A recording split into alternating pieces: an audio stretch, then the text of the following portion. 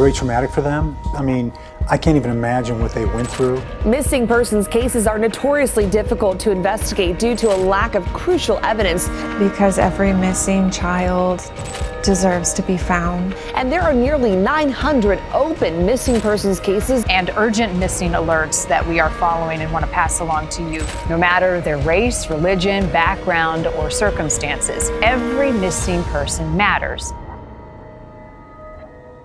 What if you went to the store and never returned? In today's video, we'll dive into the chilling stories of people who went out to buy something as simple as snacks, but never returned home. From mysterious disappearances to unanswered questions, these cases leave us wondering what happened in the moments between entering the store and vanishing without a trace. The disappearance of Brian Shaffer, 2006. Brian Shaffer, a 27-year-old medical student with a promising future, decided to kick off spring with a night out in Columbus, Ohio. Alongside friends, he visited the Ugly Tuna Saloona, great name, a bustling bar known for its lively crowd. Now, security footage captured Brian entering the bar, but mysteriously, he never left. When friends realized that he had vanished, they reported it, sparking extensive searches. Authorities combed through nearby alleys, rooftops, and underground tunnels, you name it, but no trace of him was found. Now, strangely, Brian's phone continued to ring for days, though no one ever answered. How could someone disappear without a trace in such a crowded public space? That's the haunting part. Did he somehow slip out unnoticed, or was something far darker at play? The mystery of Brian Shaffer's disappearance remains one of the most puzzling, unsolved cases to this day. Rico Harris and the Rest Stop Mystery, 2014.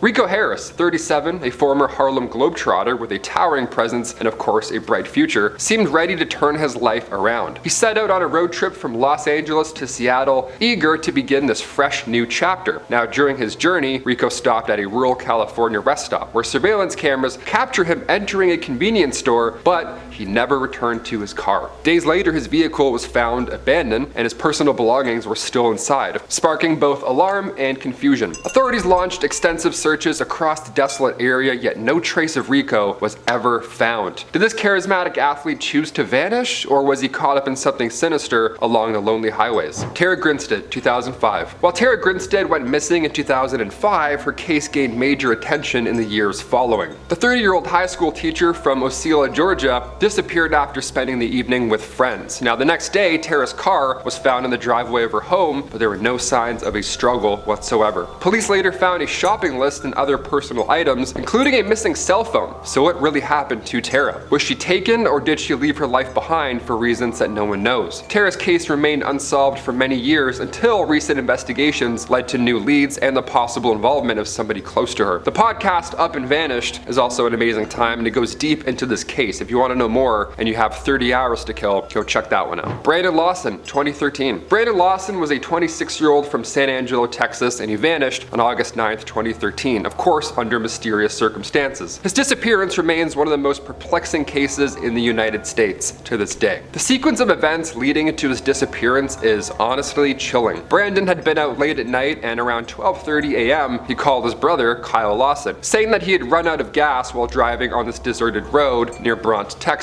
Now, Brandon told Kyle that he was waiting for help, but shortly after, the call abruptly ended. During the call, Brandon seemed disoriented, and his last words were quite cryptic and unsettling. This call was the last time that anybody ever heard from him. When Brandon's truck was found abandoned by the side of the road, it was near this rural intersection, but there was no sign of him. His cell phone and wallet were left behind in the truck, raising the question of what could have happened in such a desolate area. That's a dark thought, to think of what happened to somebody, especially like your brother. I couldn't imagine having this call with my brother and then that's the last time I talked to him. That's a nightmare. Extensive searches turned up nothing, and the case quickly grew more mysterious, with the oddity of Brandon's phone call adding to the intrigue. Did he fall victim to foul play, or did he have a medical emergency that eventually led to his disappearance? No one knows. Theories are just around. Nobody knows. Some believe Brandon may have gotten out of his truck, becoming disoriented or possibly injured, and wandered off into the surrounding fields. Others speculate that he could have been involved in some type of altercation, or perhaps, maybe, he was taken by somebody. However, no solid evidence supports any of these theories, and the case remains open and very confusing.